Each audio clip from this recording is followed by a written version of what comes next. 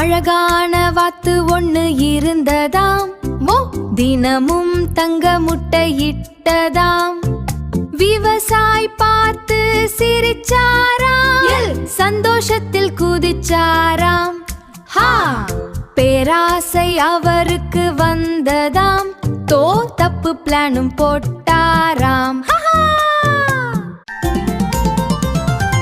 எல்லா முட்டையும் வேணும்னு கத்திய கையில் எடுத்தாராம். வாத்தை பாவம் மறுத்தாராம். உள்ளே தங்கம் தேடினாராம். முட்டையும் இல்லை, ஒண்ணும் இல்லை, வாத்தும் போயே போனதாம். வருத்தப்பட்டு அழுதாராம்.